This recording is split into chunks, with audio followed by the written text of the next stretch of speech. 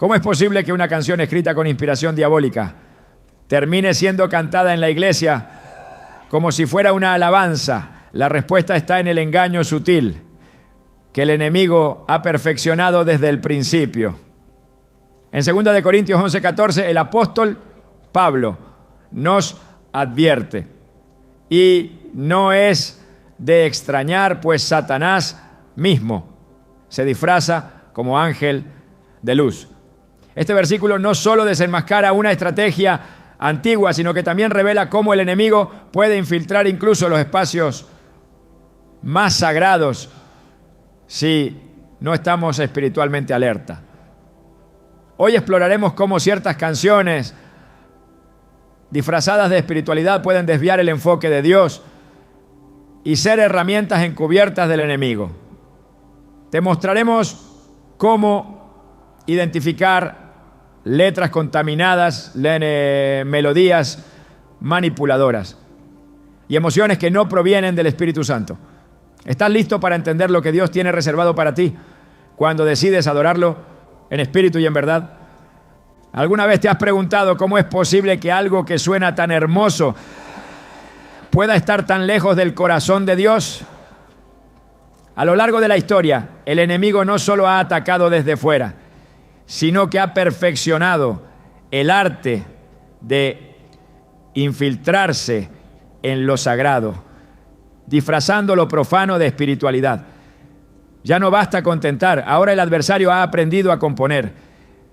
En 2 Corintios 11:14, el apóstol Pablo nos advierte con una claridad escalofriante: y no es de extrañar, pues Satanás mismo se disfraza como ángel de luz.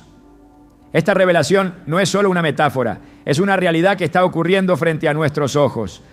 Cada vez que una canción que no honra a Dios se entona con fervor en un altar que se supone consagrado. Muchos creyentes no se dan cuenta de que el enemigo ha cambiado de estrategia.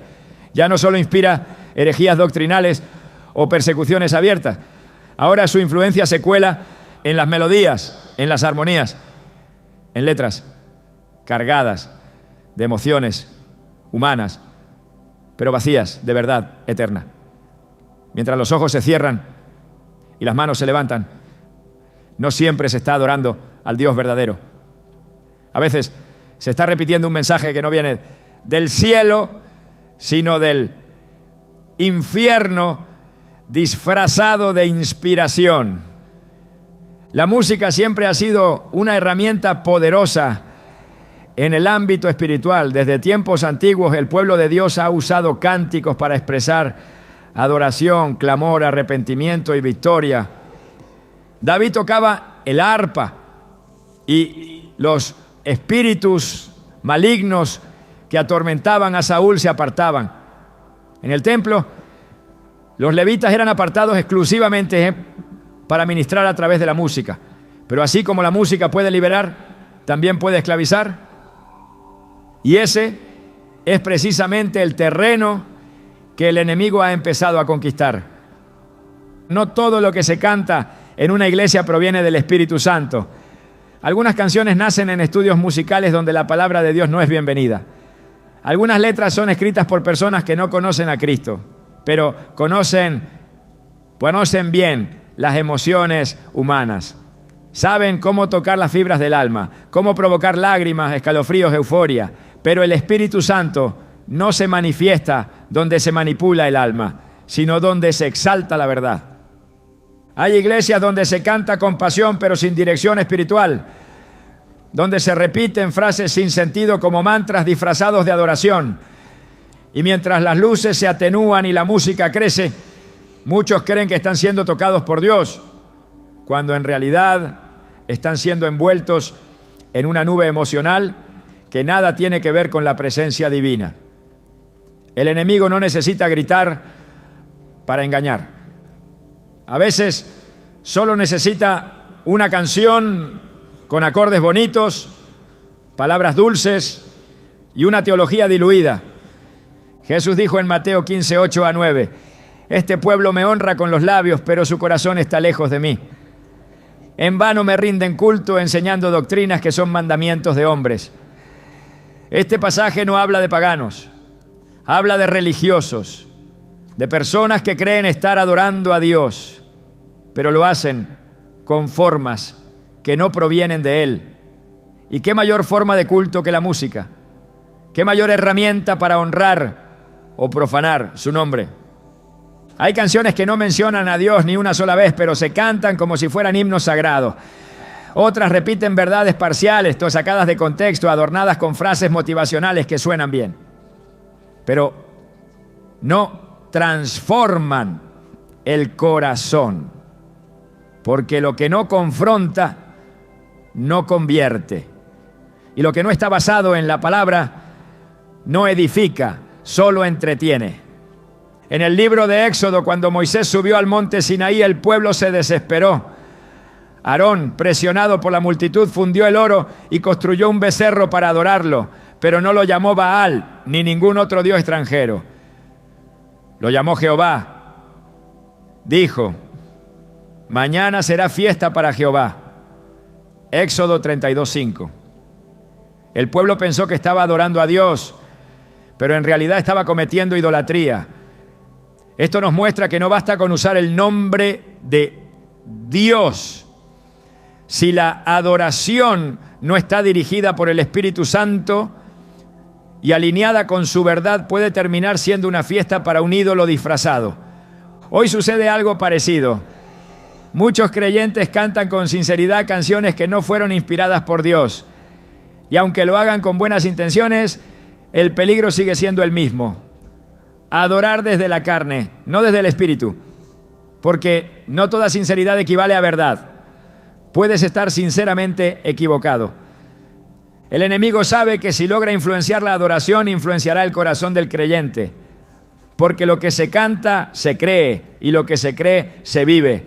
Una iglesia que canta canciones sin profundidad bíblica se convierte inevitablemente en una iglesia débil doctrinalmente. Se crea una cultura espiritual superficial, emocional, inestable, como una casa edificada sobre arena que se derrumba cuando llegan las tormentas. Hay un ejemplo impactante en el libro de Daniel. Nabucodonosor mandó construir una estatua de oro y ordenó que todos la adoraran al sonido de la música. Al oír el sonido de la bocina, la flauta, el tamboril, el arpa, todos debían postrarse y adorar la imagen. Daniel 3:5. La música no era un simple acompañamiento, era el detonante espiritual que llevaría a la idolatría. Y sigue siéndolo. Hoy, en vez de estatuas visibles, hay ideas, doctrinas y emociones que se levantan como ídolos. Y la música sigue siendo el vehículo que conduce a la rendición. ¿A quién le estás cantando realmente cuando adoras? Muchos cristianos no se detienen a examinar la fuente.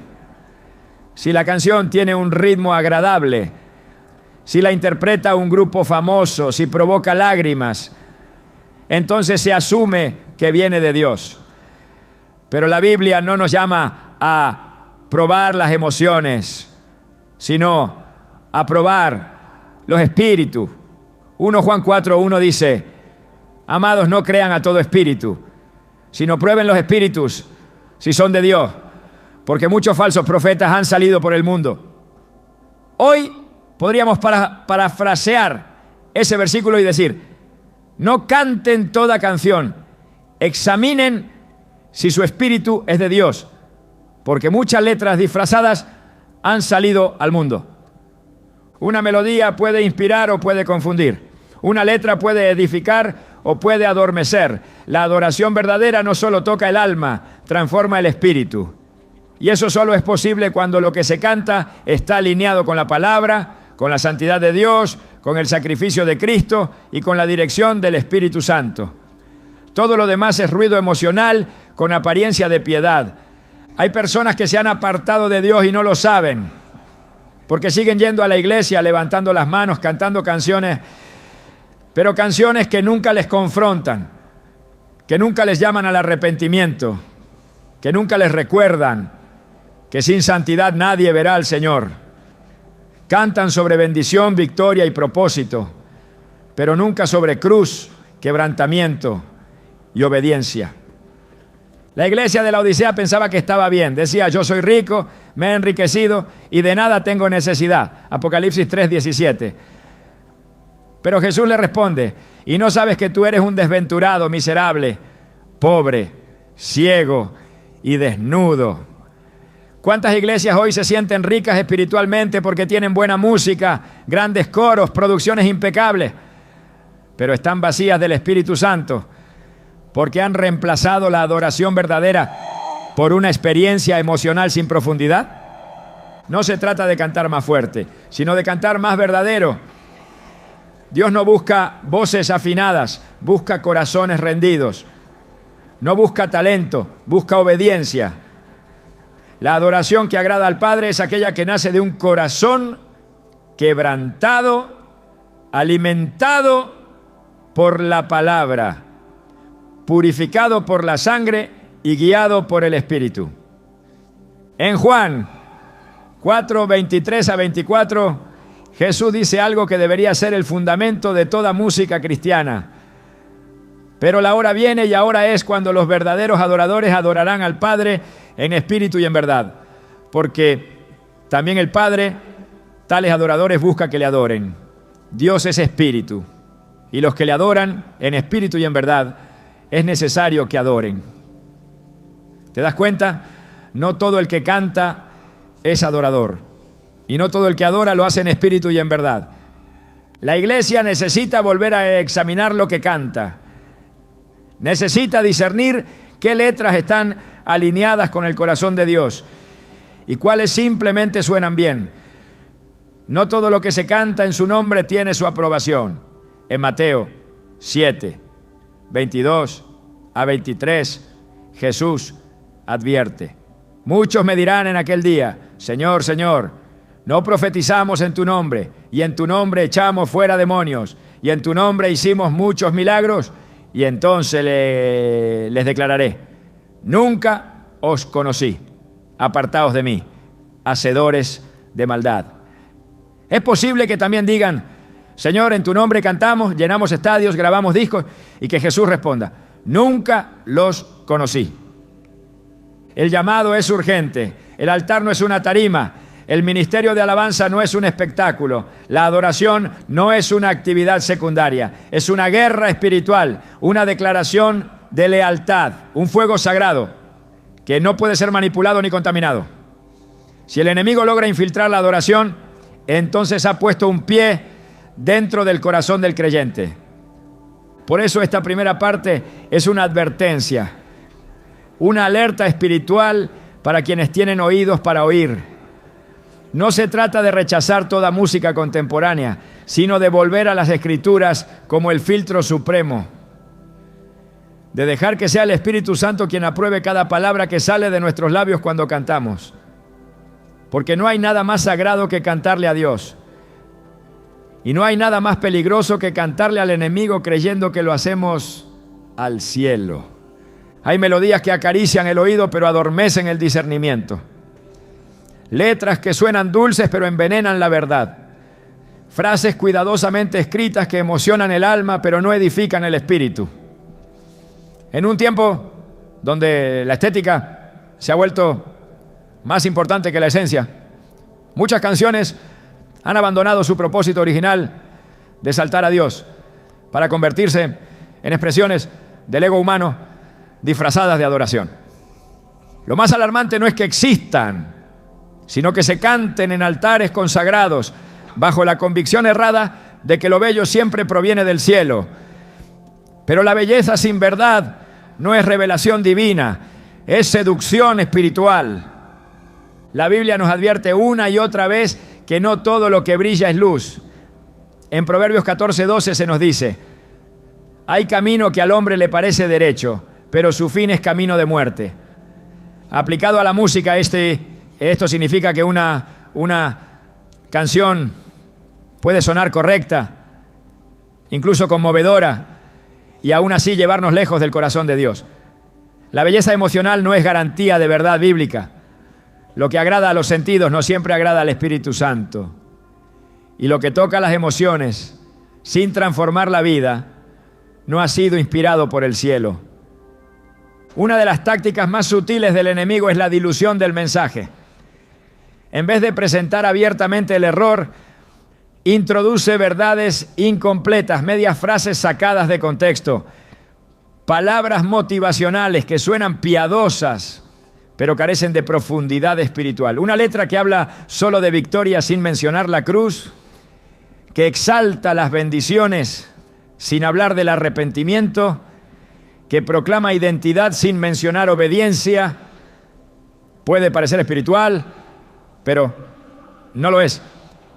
Es una adoración centrada en el hombre, no en Dios. Y si el centro no es Cristo crucificado, entonces es otro evangelio y por lo tanto otra adoración.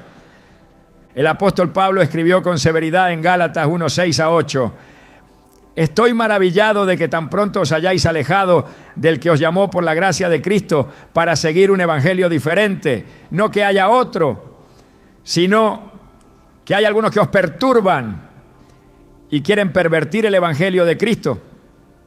Mas si aún nosotros o un ángel del cielo os anunciare otro evangelio diferente del que os hemos anunciado, sea anatema.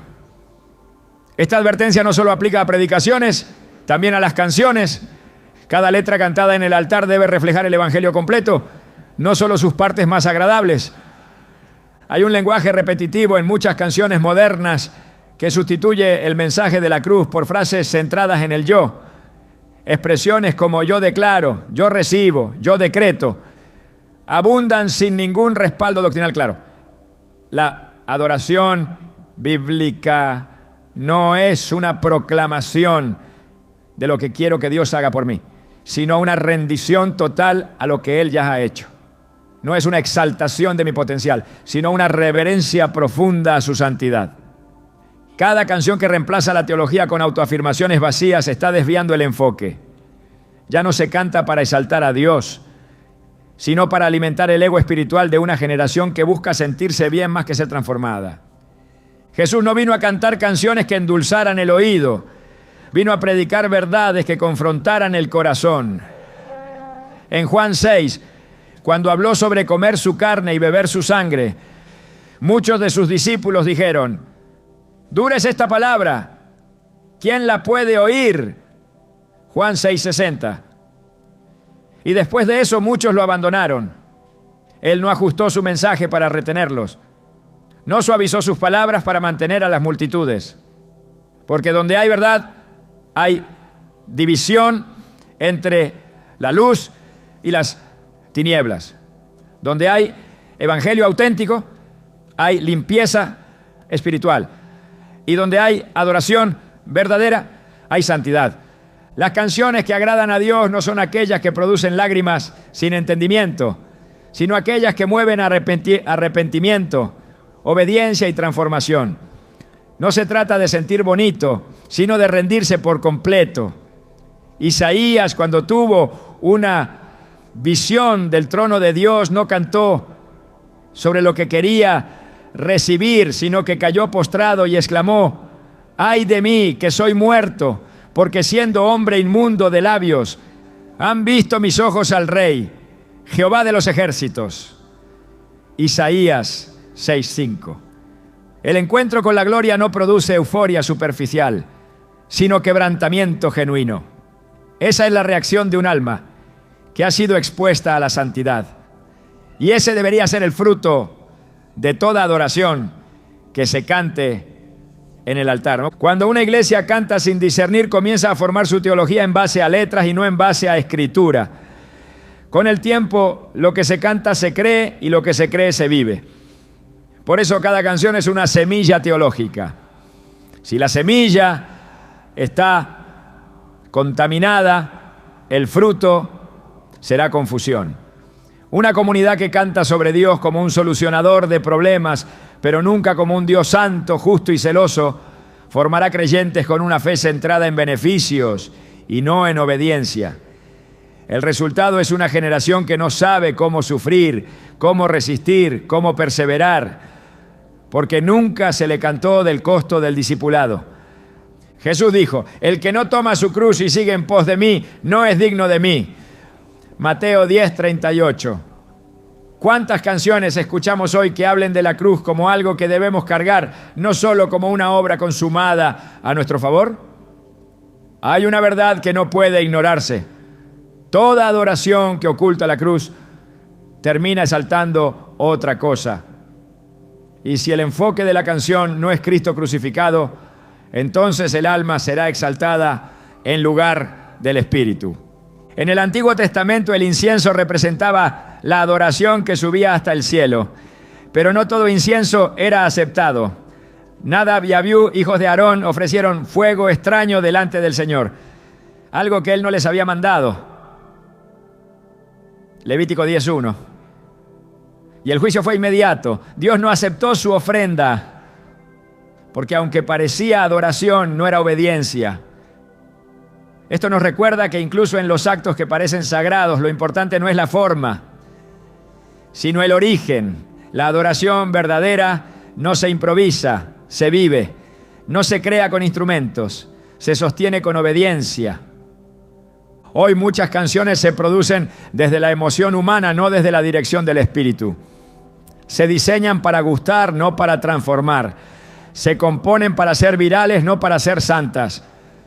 El problema no es la excelencia musical, sino la ausencia de verdad. No se trata de abandonar la creatividad, sino de someterla al trono de Dios. Porque una canción puede tener 1000 acordes y ninguna reverencia. Puede tener voces afinadas y un mensaje vacío. Puede emocionar multitudes y no provocar ni una sola transformación real. En Romanos 12:1 Pablo ruega que presentéis vuestros cuerpos en sacrificio vivo, santo, agradable a Dios, que es vuestro culto racional. Esta palabra racional nos habla de un culto con entendimiento, con conciencia de a quién se adora, por quién se le adora y qué demanda esa adoración. Si una canción no despierta esa conciencia, no está cumpliendo su propósito. Si solo agita las emociones pero no lleva al altar, no está siendo guiada por el Espíritu de Dios. La adoración que agrada al cielo no siempre coincide con la que agrada a las masas. Jesús no buscó popularidad, buscó obediencia. Y ese debe ser el patrón para evaluar cada letra que entonamos. Nos lleva a postrarnos, a humillarnos, a reconocer su majestad, o simplemente nos hace sentirnos mejor con nosotros mismos. El alma humana es fácilmente conmovida por lo sensible, pero solo el espíritu regenerado responde a la verdad. Y la música tiene la capacidad de hablarle a ambos. Por eso debe ser filtrada cuidadosamente. Hay una distinción que la iglesia moderna ha olvidado entre lo que es conmovedor y lo que es santo. La conmoción puede venir de una melodía bien construida, de una historia emocional o de una atmósfera envolvente. Pero la santidad solo viene del Espíritu Santo. Y lo que Él produce no se basa en acordes, sino en verdad. Jesús oró al Padre en Juan 17:17. Santifícalos en tu verdad. Tu palabra es verdad. Esa es la fuente innegociable de toda adoración verdadera, la palabra de Dios. Una iglesia que canta lo que suena bonito pero no examina el contenido está entrenando a sus fieles a desconectarse del discernimiento espiritual. Está enseñando sin querer que lo emocional es suficiente, que si algo me hace llorar debe ser del Espíritu. Pero el mismo Espíritu que consuela, también confronta. El mismo Espíritu que da gozo, también produce temor reverente. Y ese equilibrio debe estar presente en lo que se canta. Cuando el altar se llena de canciones sin contenido bíblico, se vacía de poder espiritual. La unción no se fabrica con efectos de sonido, se cultiva en la presencia de Dios. Y si lo que cantamos no viene de esa presencia, no puede producir transformación, solo entretenimiento. Las Escrituras nos muestran que la adoración verdadera siempre provocaba una reacción profunda. El templo se llenaba de humo, la tierra temblaba, el corazón se rendía, el pecado era confrontado. ¿Dónde está hoy esa adoración que provoca temblor en el alma? ¿Dónde están las letras que hablan de la grandeza de Dios y no solo de los deseos humanos? La iglesia no puede permitirse cantar lo que no está dispuesta a vivir. No puede entonar palabras huecas, no puede repetir frases sin contenido. Debe volver a ser una comunidad que canta con entendimiento, con reverencia, con temor santo. No se trata de nostalgia por himnos antiguos ni rechazo a lo moderno, sino de fidelidad a la verdad. Una generación que canta sin conocer la palabra es una generación vulnerable al engaño. Por eso, el enemigo no necesita atacar con fuego desde fuera. Le basta con sembrar letras dulces que adormecen el espíritu y lo hacen vulnerable. Toda adoración debe pasar por el filtro de la Escritura, no por lo que produce sensaciones, sino por lo que refleja el carácter de Dios. Las canciones que verdaderamente honran al Señor no siempre son populares, pero siempre son poderosas. Porque donde hay verdad, hay libertad. Donde hay reverencia, hay gloria. Donde hay palabra viva, hay transformación. Y ese debe ser el clamor del corazón que desea agradar a Dios con cada nota. Que cada palabra que salga de nuestros labios no solo suene bien, sino que sea agradable a su oído. Porque no estamos cantando para nosotros. No se trata de nuestra experiencia. Se trata de su gloria. Y si no lleva su sello, no tiene su aprobación.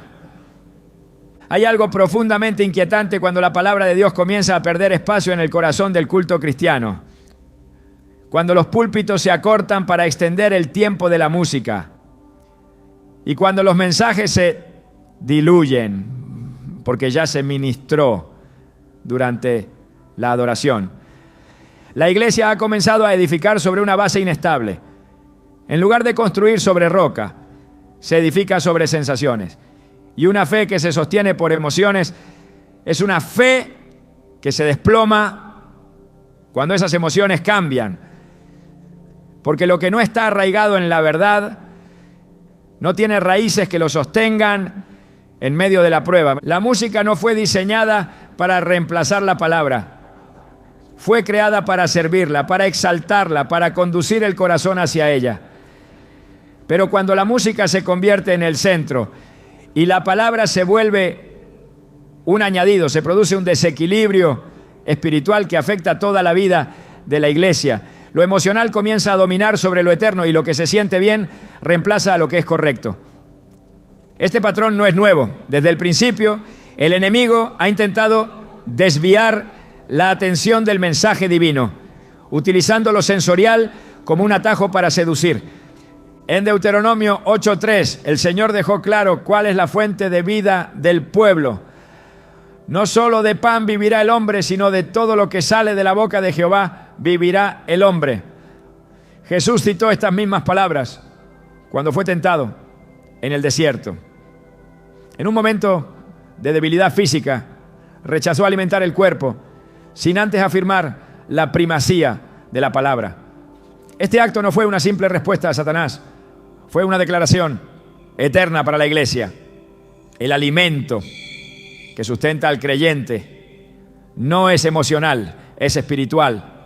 Y ese alimento solo proviene de la palabra viva.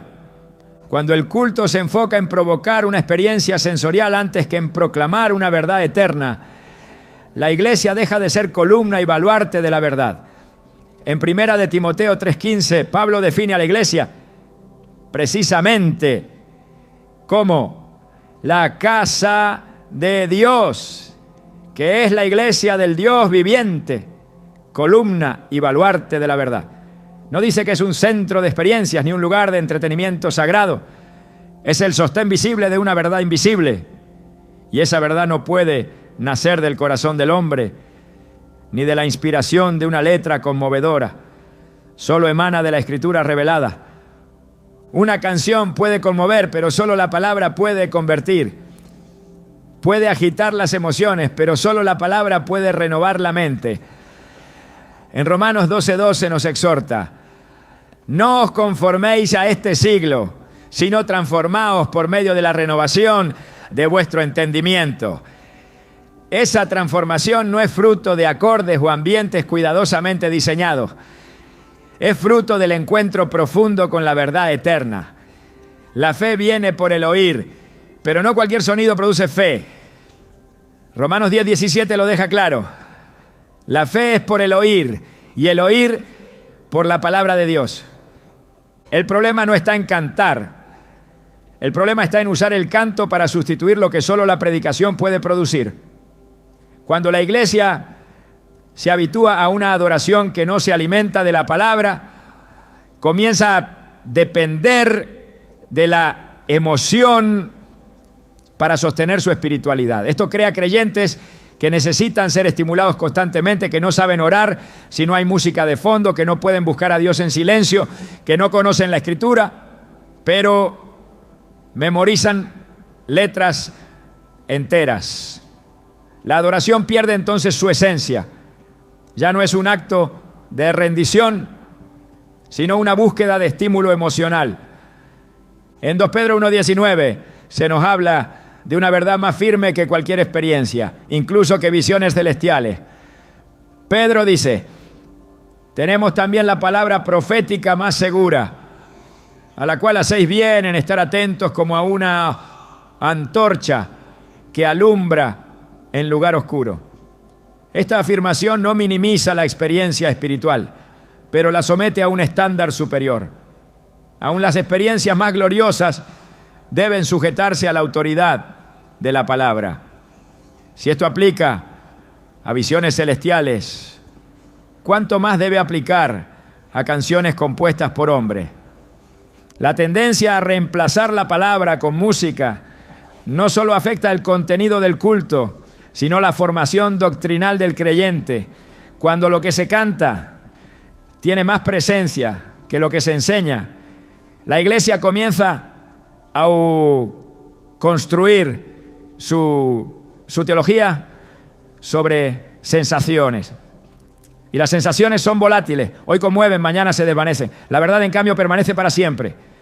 En Isaías 48 está escrito: sécase la hierba, marchítase la flor, mas la palabra del Dios nuestro permanece para siempre. Esa es la base que no cambia, que no envejece, que no pierde relevancia. El modelo bíblico de adoración siempre estuvo fundamentado en la revelación. Moisés no subía al monte a buscar una nueva melodía, subía a recibir instrucciones.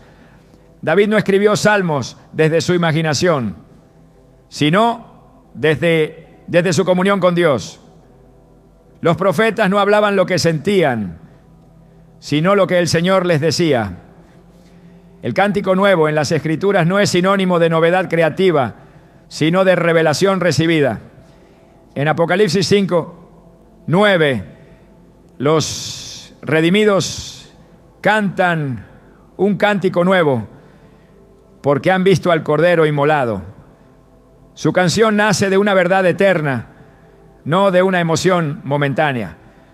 Cuando la iglesia abandona la predicación sólida y profunda por una experiencia sensorial, comienzan a alejarse de su llamado. En 2 de Timoteo 4:2-4, Pablo le da a Timoteo una advertencia profética para nuestros días. Que prediques la palabra, que instes a tiempo y fuera de tiempo, porque vendrá tiempo cuando no sufrirán la sana doctrina, sino que teniendo comezón de oír, se amontonarán maestros conforme a sus propias concupiscencias.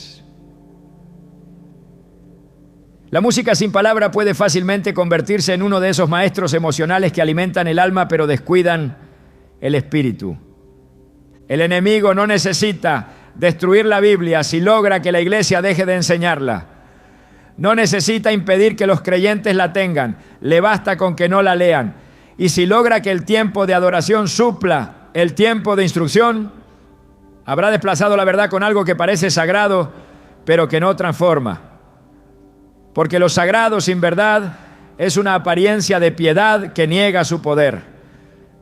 Así lo describe 2 de Timoteo 3:5. Tendrán apariencia de piedad, pero negarán la eficacia de ella. Una iglesia que canta mucho pero conoce poco está en peligro, no importa cuán emocionada parezca. Volver a la palabra es volver al fundamento, es recordar que la música debe ser un canal, no un destino, que el Espíritu Santo no necesita manipular emociones porque su verdad es suficiente para quebrantar corazones. Hebreos 4:12 lo dice con claridad, porque la palabra de Dios es viva y eficaz y más cortante que toda espada de 2 filos, y discierne los pensamientos y las intenciones del corazón. Esa es la función que ninguna melodía puede cumplir por sí sola. La música puede preparar el terreno, pero solo la palabra puede sembrar lo eterno. Hay un silencio peligroso en muchas congregaciones, un silencio que no se nota porque está cubierto por el volumen de la música, pero es el silencio de la verdad que ya no se predica con profundidad, de las escrituras que ya no se abren con reverencia, de los mensajes que ya no confrontan el pecado. La emoción ha ganado terreno y en ese terreno no se levantan raíces, solo flores que se marchitan con el tiempo. Lo que se construye sin verdad se derrumba sin aviso. La restauración comienza cuando se devuelve a la palabra el lugar que le corresponde, cuando cada canto se evalúa según las Escrituras, cuando la música no compite con la enseñanza, sino que la respalda, cuando los líderes no diseñan cultos para emocionar, sino para edificar, cuando los creyentes buscan ser alimentados, no entretenidos. Esa es la señal de una iglesia saludable. Su adoración fluye desde la palabra y su música es reflejo de la verdad que se predica. El Espíritu de Dios no se mueve por el volumen de la música, sino por la fidelidad a su palabra. Juan 16:13 nos recuerda que cuando venga el Espíritu de verdad, Él nos guiará a toda verdad. No nos conducirá a un estado emocional, sino a una comprensión más profunda de la voluntad de Dios. Esa guía es incompatible con una adoración desconectada de la Escritura. Donde el Espíritu opera, la palabra se exalta. Donde la palabra se exalta, hay frutos duraderos. El culto cristiano no puede reducirse a un momento de alta emoción. Debe ser un encuentro reverente con el Dios que habla, que enseña, que transforma. El corazón puede sentir, pero si no se renueva con verdad, se engaña. Jeremías 17:9 declara: engañoso es el corazón más que todas las cosas y perverso, ¿quién lo conocerá? Por eso la emoción nunca puede ser la brújula espiritual de la iglesia. La brújula es la palabra, que no cambia, que no se contamina, que no se adapta a la moda, pero que sí transforma todo lo que toca. Una iglesia que canta sin instrucción, que salta sin entendimiento, que repite sin fundamento, se expone al error. No por maldad, sino por ignorancia. Pero la ignorancia no es excusa cuando se tiene acceso a la verdad. Oseas 4:6 dice: mi pueblo fue destruido porque le faltó conocimiento. Y ese conocimiento no nace del entusiasmo, sino del estudio, de la meditación, de la exposición constante a la Escritura. Por eso, en un tiempo donde la emoción se ha vuelto el estándar de lo espiritual, es urgente restaurar el lugar de la palabra, volver a cantar lo que se entiende, lo que se sustenta, lo que se vive. Cantar no para provocar una experiencia, sino para responder a una verdad. Cantar no para llenar el tiempo, sino para declarar lo que el cielo ya ha dicho. Porque una canción que no nace de la palabra puede emocionar, pero solo la palabra puede salvar. Cuando la carne se sienta cómoda, el espíritu se retira, porque la presencia del Espíritu Santo nunca habita donde el centro es el hombre, donde la gloria es compartida, donde las palabras exaltan el deseo humano y no la voluntad del Padre. La carne busca protagonismo, el espíritu demanda rendición. Y ese es el conflicto espiritual más peligroso en el altar moderno. La lucha silenciosa entre la carne que se viste de espiritualidad y el espíritu que exige santidad absoluta. En Gálatas 5:17 está escrito: porque el deseo de la carne es contra el espíritu, y el del espíritu es contra la carne, y estos se oponen entre sí. No es una diferencia menor, es una guerra. Y cada vez que una canción se enfoca en lo que el creyente quiere recibir, en lo que sueña alcanzar, en lo que espera conquistar, pero omite el llamado a morir, a rendirse, a negarse a sí mismo, se está cediendo territorio a la carne disfrazada de adoración. El espíritu no respalda lo que exalta al hombre. El espíritu no unge lo que idolatra al yo. Muchos han confundido la libertad del espíritu con la exaltación de las emociones. Pero el fruto del espíritu nunca es desenfreno, nunca es protagonismo escénico, nunca es performance espiritual. Donde Él habita hay humildad, reverencia, temor santo. La carne busca aplausos, reconocimiento, protagonismo. El espíritu busca un altar sin competencia, un corazón que no comparta su trono. Cuando se canta para impresionar, cuando se compone para vender, cuando se ministra para ser visto, no hay unción, hay espectáculo. Y donde hay espectáculo no hay gloria. Puede haber emoción, pero no transformación. La carne puede memorizar frases bíblicas, puede llorar en medio de una melodía, puede levantar las manos y aparentar rendición, pero Dios no se impresiona con gestos vacíos. En Isaías 29:13 el Señor declara: este pueblo se acerca a mí con su boca y con sus labios me honra, pero su corazón está lejos de mí. Esa distancia no se mide en metros, se mide en intención, se mide en propósito, se mide en quién está siendo glorificado en lo profundo del alma. Porque una canción puede sonar a adoración, pero ser una exaltación oculta del ego humano. La carne tiene hambre de atención. Quiere reconocimiento por cada nota, cada verso, cada lágrima. Quiere validación por el talento, por la voz, por la habilidad. Pero Dios no unge habilidades, unge corazones quebrantados. No respalda lo que entretiene, respalda lo que edifica. No se agrada del espectáculo bien producido, se agrada del sacrificio que sube como olor grato. En Romanos 8:8 se afirma: y los que viven según la carne no pueden agradar a Dios. Por más afinado que sea el canto, por más elaborado que sea el sonido, si nace en la carne, es rechazado en el cielo. Cuando se canta desde la carne, el altar se convierte en escenario, el ministro en artista, el mensaje en letra comercial y la adoración en un producto de consumo que busca satisfacer al oyente, no honrar al Creador. Se compone lo que vende, se canta lo que gusta, se diseña lo que conmueve. Pero el espíritu no está comprometido con la venta ni con la aceptación del público. Su único interés es que Cristo sea exaltado y que su pueblo sea edificado en verdad. Todo lo demás es paja espiritual que arderá en la presencia de Dios. En Juan 3:30, Juan el Bautista expresó una de las declaraciones más puras de la vida espiritual. Es necesario que Él crezca, pero que yo mengüe. Esa es la voz del Espíritu. Esa es la postura que habilita su presencia. Esa es la actitud que Él respalda.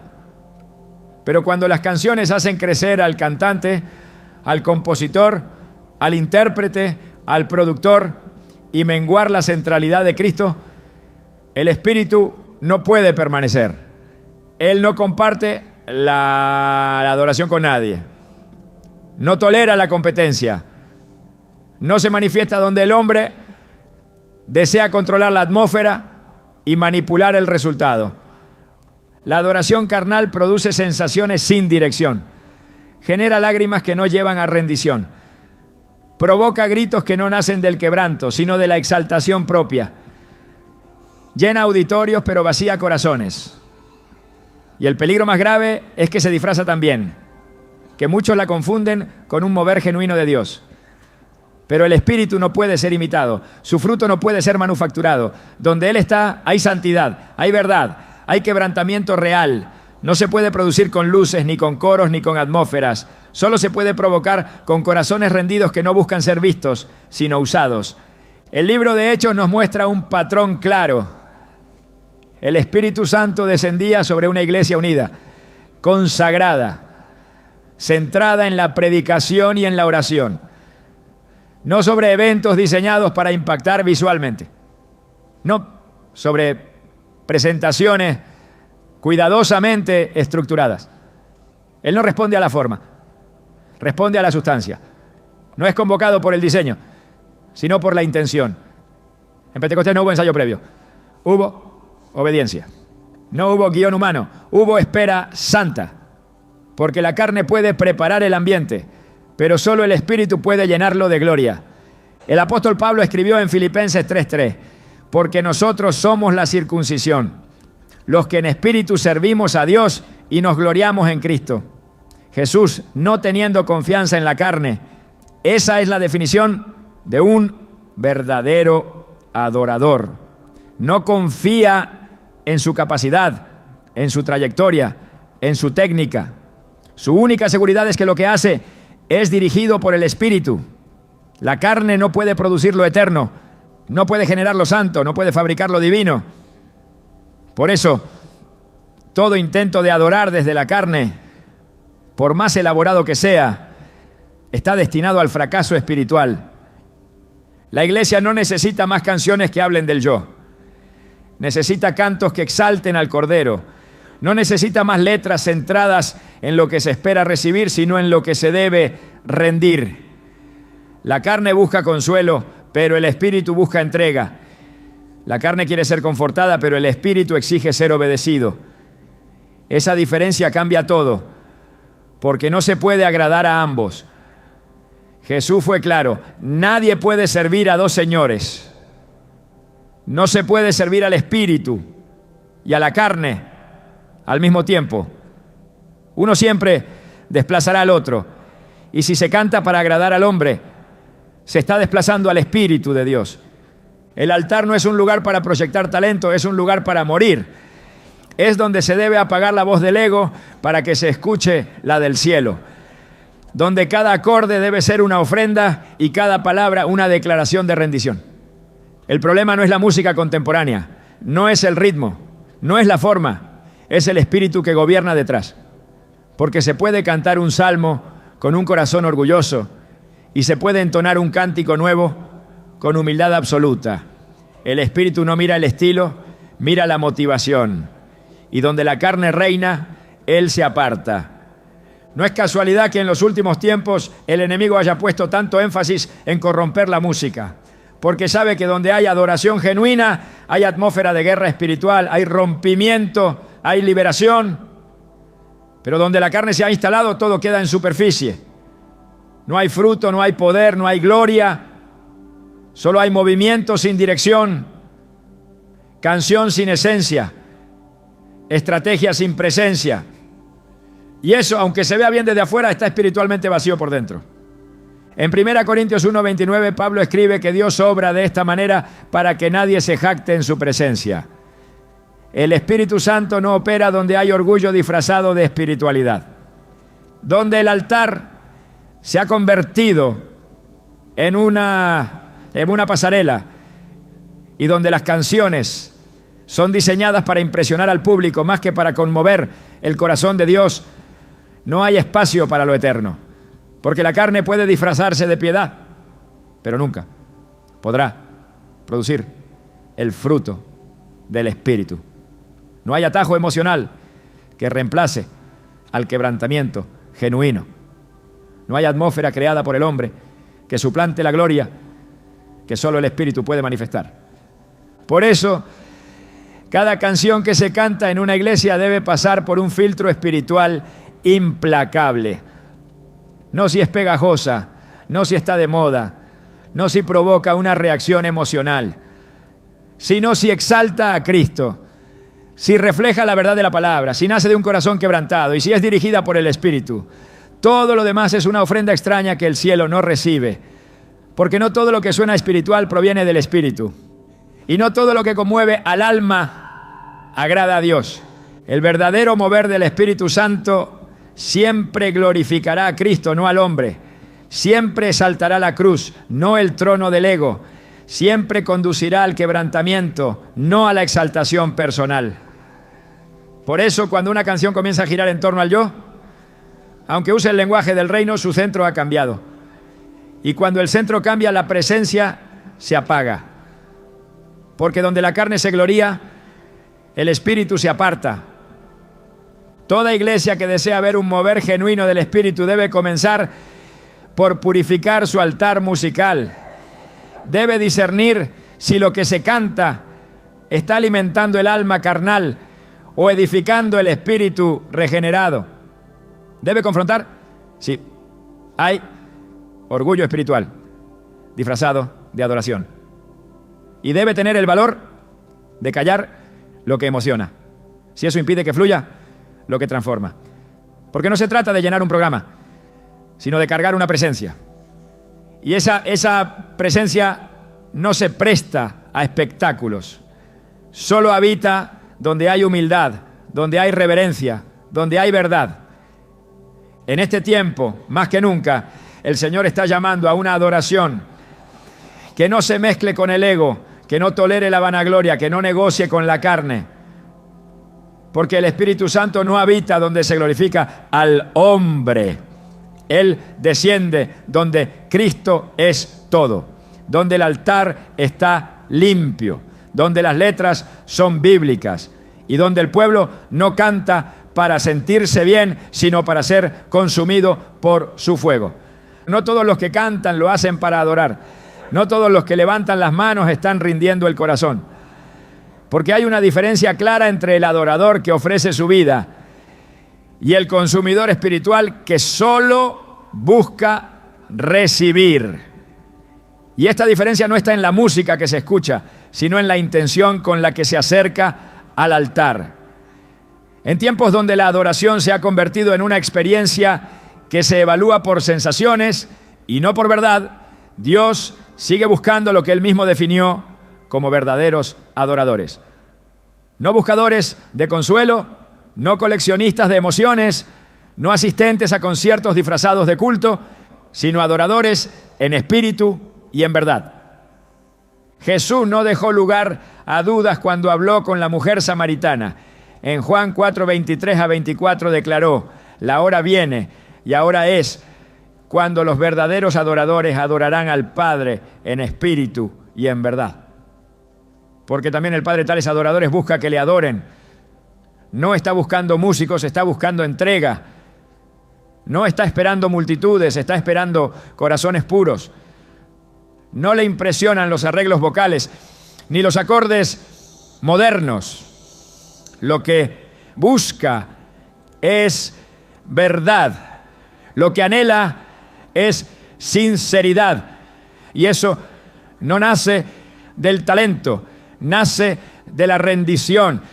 El consumidor espiritual se acerca preguntando qué puede recibir. El adorador, ¿qué puede rendir? El primero examina si la canción le gusta, si lo hace sentir algo, si lo conecta con lo que necesita. El segundo no examina la melodía, sino su postura delante de Dios. Porque la adoración verdadera no tiene que ver con el ambiente, sino con la actitud interna. No depende de si hay luces o silencio, si el sonido es moderno o antiguo. Depende de si el corazón está limpio, si la intención es santa, si el centro es Cristo y no el yo. La iglesia contemporánea ha dado espacio a una generación de consumidores que se han acostumbrado a medir la adoración por la calidad del sonido, la popularidad de la canción o la emoción que produce. Pero Dios no recibe lo que emociona al hombre. Recibe lo que honra su nombre. En Malaquías 1, el Señor confrontó a su pueblo por ofrecer lo que no le costaba, por presentar sacrificios defectuosos, por cantar sin reverencia. Y en el verso 10 dijo: ¿quién también hay de vosotros que cierre las puertas o alumbre mi altar de balde? Yo no tengo complacencia en vosotros, dice Jehová de los ejércitos, ni de vuestra mano aceptaré ofrenda. Porque donde no hay honra tampoco hay aprobación. El consumidor busca sentirse bien. El adorador busca que Dios sea exaltado, aunque eso lo confronte, aunque eso lo quebrante. Porque la adoración auténtica no siempre produce gozo inmediato. A veces trae lágrimas de arrepentimiento. A veces sacude el alma. A veces revela áreas ocultas que deben morir. Pero en ese proceso se manifiesta la gloria. Porque Dios no habita en la comodidad espiritual, habita en la verdad que libera. Y esa verdad muchas veces duele antes de restaurar. En Romanos 12:1 el apóstol Pablo ruega que presentéis vuestros cuerpos en sacrificio vivo, santo, agradable a Dios, que es vuestro culto racional. Este culto racional no es una rutina, no es una costumbre, no es un programa dominical, es una entrega consciente, voluntaria, total. Es adoración que involucra toda la vida, no solo el momento del canto. Y cuando el creyente entiende esto, deja de acercarse a Dios con exigencias y comienza a serlo con rendición. El consumidor espiritual no soporta el silencio, necesita constante estimulación. Busca atmósferas diseñadas para mantenerlo entretenido. Pero el adorador puede estar en una habitación vacía, sin música, sin público, sin aplauso, y aún así adorar con todo su ser. Porque la adoración no es un estilo de música, es una postura del alma. No es un momento, es una manera de vivir. Y Dios no busca asistentes a reuniones, busca discípulos rendidos en todo tiempo. Cuando el culto se adapta para satisfacer a los asistentes en lugar de agradar a Dios, la iglesia pierde su esencia. El altar deja de ser lugar de sacrificio y se convierte en plataforma de exhibición. La música deja de ser instrumento de exaltación para transformarse en un producto de consumo. Y el pueblo deja de ser una asamblea santa para convertirse en un público expectante. Pero Dios no se mueve donde el enfoque está en agradar a los hombres. Se mueve donde hay reverencia, donde hay obediencia, donde hay verdad. El libro de Amós expone esta misma problemática. En Amós 5:23 el Señor dice: quita de mí la multitud de tus cantares, pues no escucharé las salmodias de tus instrumentos. No porque el sonido fuera incorrecto, sino porque el corazón estaba lejos. Porque se había mantenido la forma, pero se había perdido la esencia. Porque se cantaba sin justicia, sin santidad, sin temor de Dios. El Señor no recibe canciones que vienen de labios que no han sido limpiados. No acepta letras que se repiten sin entendimiento. Él busca adoración que fluya desde la obediencia. La diferencia entre el consumidor y el adorador no está en lo que hacen, sino en por qué lo hacen. Uno canta para sentirse mejor, el otro canta porque ya se ha rendido. Uno busca estímulo, el otro busca rendición. Uno quiere ser llenado, el otro quiere vaciarse delante del trono. Y en esa distinción se define si hay presencia de Dios o solo emoción humana. Porque donde hay adoración verdadera, la carne es callada, el orgullo es quebrado, la voluntad propia es crucificada. Y solo ahí, en ese lugar de muerte al yo, el Espíritu Santo habita con poder. Porque el Padre no busca consumidores exigentes, busca adoradores verdaderos. Una iglesia que canta sin entender se convierte en un pueblo que declara sin convicción, que repite sin discernir, que proclama palabras huecas sin saber lo que está sembrando en su espíritu. Porque lo que se canta no es inofensivo. Cada palabra tiene poder. Cada letra establece una dirección. Cada declaración, aunque rítmica y agradable, forma parte de una construcción doctrinal que, si está equivocada, arrastra a una generación entera hacia un evangelio sin cruz, sin arrepentimiento y sin verdad. No es exageración, es advertencia. Y no es una suposición, es una realidad que ya está ocurriendo. En Oseas 4:6, Dios pronuncia una sentencia que resuena con fuerza en nuestros días. Mi pueblo fue destruido porque le faltó conocimiento. No porque faltaran canciones, no porque faltaran reuniones, no porque faltaran músicos, sino porque lo que faltaba era conocimiento. No se trata de tener más contenido, se trata de tener verdad. Cuando la iglesia canta lo que no comprende, comienza a formar teología desde la emoción, no desde la escritura. Y cuando eso sucede, se tergiversa la imagen de Dios, se distorsiona el mensaje del evangelio y se pierde el fundamento de la fe. Hay canciones que suenan bien pero enseñan mal. Letras que repiten promesas fuera de contexto, que declaran bendiciones sin condiciones, que proclaman decretos sin respaldo bíblico. Palabras que invitan a soñar con grandeza, pero nunca mencionan la obediencia, la santidad ni el quebrantamiento. Este tipo de contenido, aunque emotivo, siembra una percepción equivocada de quién es Dios y de cómo actúa. La adoración entonces deja de ser un reflejo de la verdad revelada y se convierte en una construcción emocional moldeada por deseos humanos. Jesús confrontó esta misma actitud en los fariseos de su tiempo. En Mateo 22:29 dijo: erráis, ignorando las Escrituras y el poder de Dios. Erraban, no porque no fueran religiosos, sino porque ignoraban la verdad. Y donde hay ignorancia, hay error. No importa cuánta pasión se exprese, si no hay fundamento, se está cantando un mensaje erróneo, con fervor, pero sin dirección. Y eso, en lugar de edificar, engaña. En lugar de fortalecer, debilita. Porque la fe no crece con entusiasmo vacío, crece con verdad profunda. Cuando una congregación entona canciones que no sabe discernir, comienza a construir una espiritualidad basada en frases que suenan poderosas pero que no lo son. Se canta victoria, pero no se entiende el precio del sacrificio. Se proclama libertad, pero no se menciona el arrepentimiento. Se habla de gracia, pero no se reconoce el juicio.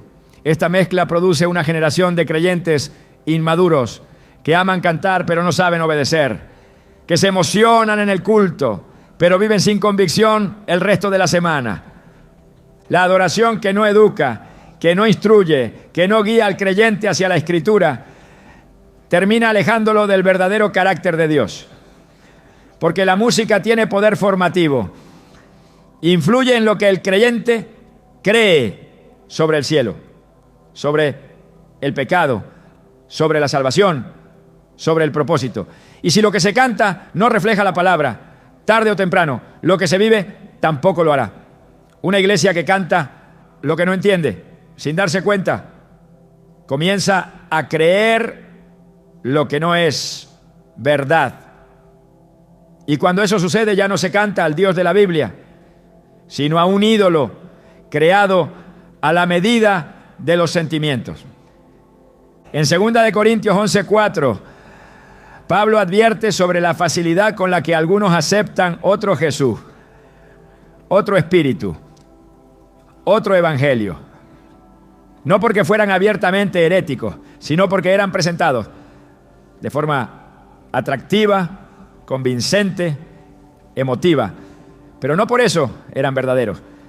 Así también ocurre cuando las canciones presentan un Jesús sentimental, indulgente, complaciente, pero ignoran al Cristo que demanda obediencia, que llama a la cruz, que exige negarse a uno mismo.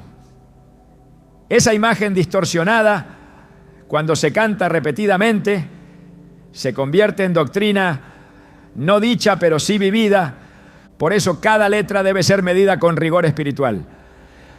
No por cuán hermosa suene, sino por cuán alineada esté con la palabra. No se trata de censurar por censurar, se trata de velar por la salud espiritual del pueblo. Porque cuando la música se vuelve el medio más frecuente de enseñanza en la iglesia, se vuelve también el campo más peligroso para la infiltración del error. Y el enemigo lo sabe. Por eso siembra confusión en forma de canciones. Porque lo que se repite sin discernir se termina creyendo sin examinar.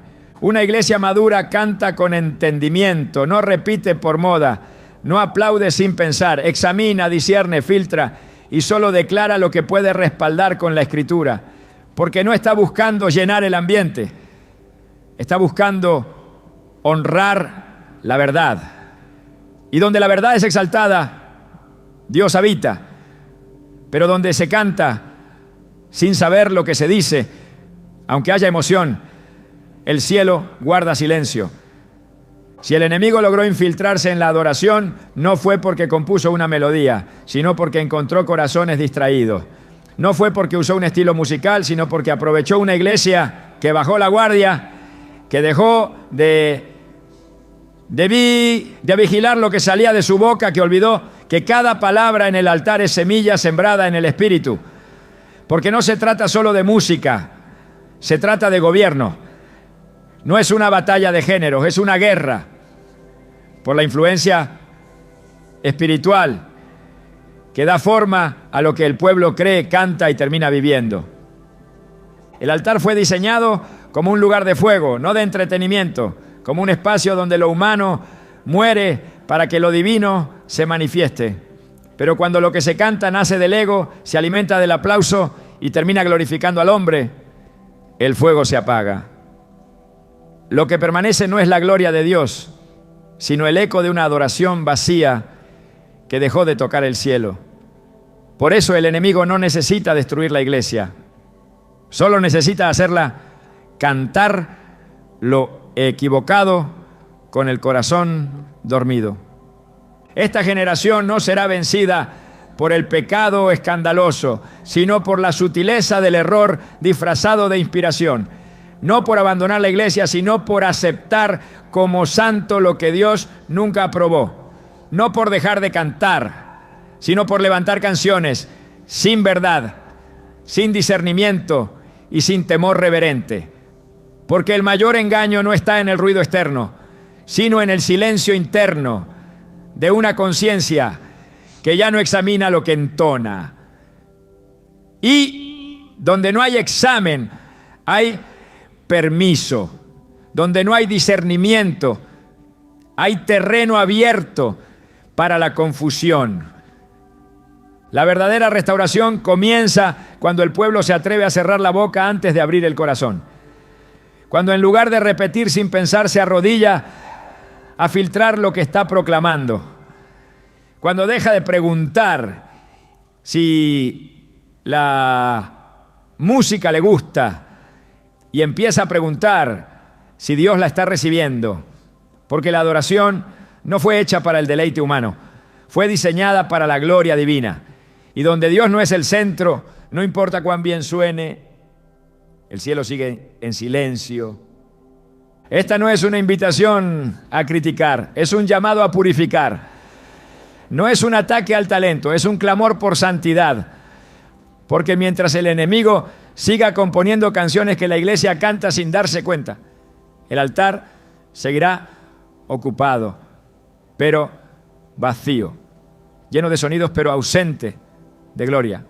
Solo cuando el pueblo se levante con discernimiento, con reverencia, con celo por la verdad, las letras volverán a ser ofrenda. Y el altar, una vez más, arderá con el fuego que no viene de los hombres, sino de Dios. ¿Estamos listos para devolverle a la adoración el temor que le pertenece?